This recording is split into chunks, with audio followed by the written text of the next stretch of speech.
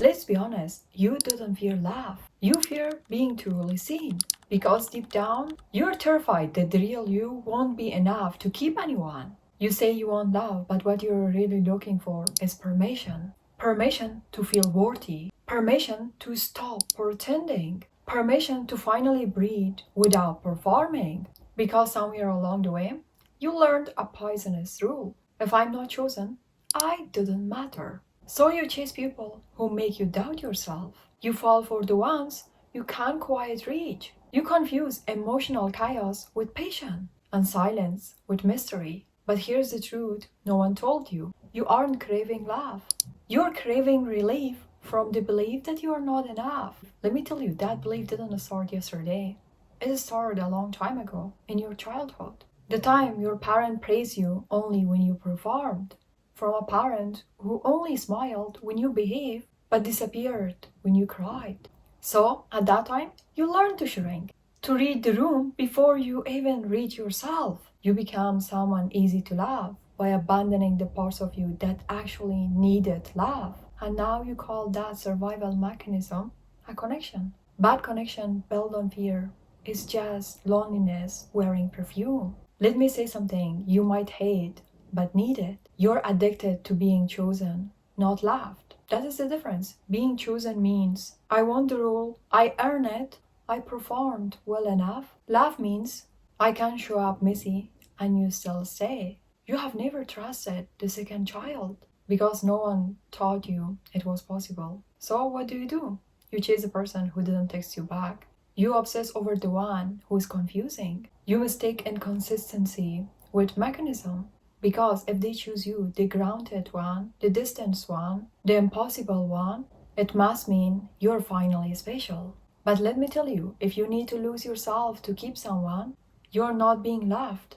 You are being used by your own wound. And here's the part that hurt the most. Even if they choose you, you still won't believe you're enough because the wounds never come from them. It comes from you until you face it. So, how do you heal? Not by being perfect, not by being impressive, not by being picked. You heal by only doing one thing that your younger self never got to do. You choose yourself first without waiting for anyone to approve it. But before that, you grieve the teenager who believed that love meant suffering. You grieve the kid that learned to be small, to be safe. You grieve the adult who kept choosing people who couldn't choose them back.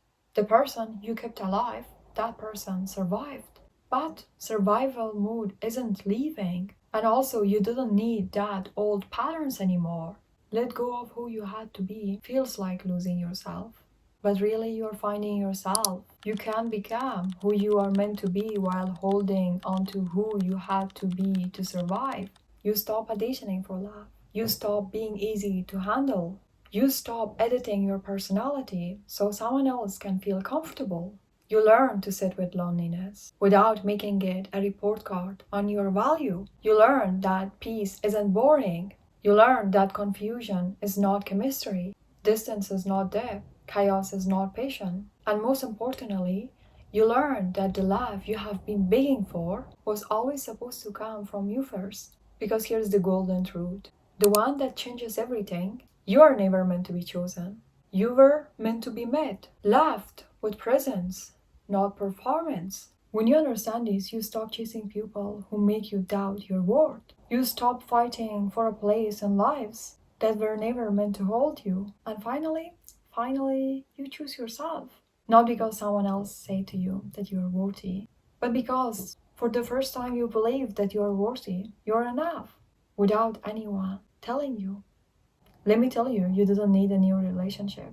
You didn't need a new city. You didn't need a new version of yourself. You just need to stop abandoning the person you already are. Because the real pain isn't about that the people didn't choose you. It is all about that you didn't choose you. You handed out parts of yourself, like free samples, hoping someone finally sees it. You forgot to be understood by the people who didn't even understand themselves. And you kept giving, then you wondered why you felt empty. Yes, you have to ask. It is all because it is not your job to convince anyone you're worthy of loving. Your job is to stop betraying yourself from breadcrumbs. And here, everything starts to shift. And at that time, healing also begins. Not when someone says you're enough, not when finally someone stays, not when someone chooses you. Healing begins the moment you say, I'm done performing, I'm done running, I'm done begging for the version of love I deserve to give it myself. This is the moment your life changes.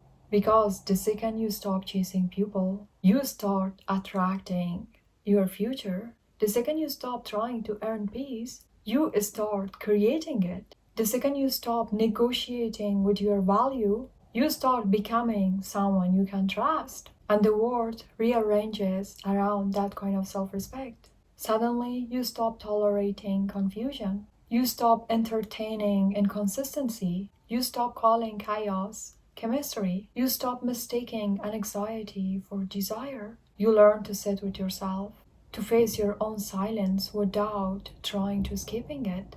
And in that silence, for the first time, you hear yourself clearly.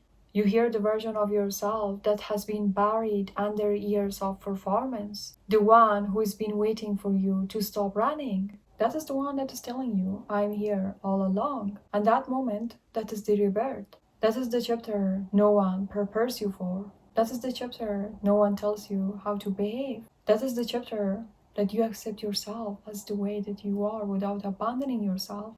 The chapter where you come finally home to yourself and realize you were never asking for too much. You were asking simply the wrong people. Ask yourself when life stops asking you, what do you want to be for them? And starts asking you, who are you when no one is watching you? And that question, that is the question that breaks people. Because most of us didn't know. We know who we are when we are being impressive. We know who we are when someone is watching. We know who we are when we are performing, pleasing, adjusting, editing ourselves into a version we hope someone will choose. But who are you without performance? Without the mask? Without the need to be liked? Most of the people never find it out because meeting yourself requires honesty. And honesty requires sacrifices. Letting go of that identity that earned approval, you're a strong self. You're put together self. You're always fine self. Your I didn't need anyone else self. Those versions of yourself, those versions protect you. They also imprison you. Letting yourself to feel the emotions that you're outrunning, the grief, the shame, the loneliness, the fear of not being enough, the fear of being too much. You can't heal what you refuse to meet. You can't heal what you refuse to feel. You can't meet yourself if you all the time run away from yourself. That version of yourself, that version is still crying for help, is still begging you to come and help. I know running away from yourself used to protect you.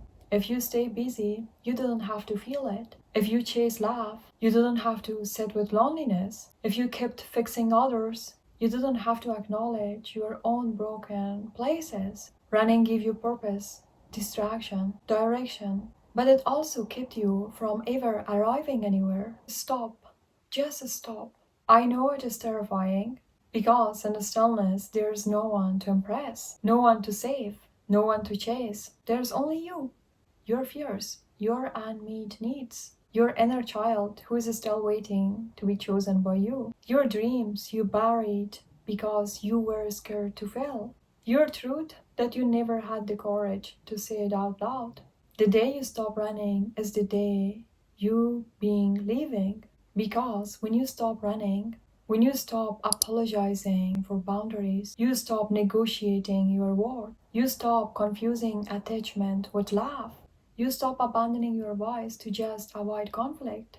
You stop chasing connection that drain you. You stop confusing chaos for patience. You finally choose peace, clarity over confusion, honesty over performance, yourself over the fantasy of being enough for someone who doesn't even love themselves. When you stop running from yourself, life stops running from you. opportunities open, your confidence returns. Because clarity comes from presence, and presence comes from courage. And courage begins the moment you stop running. If you love this video, you might also love this one. See you there.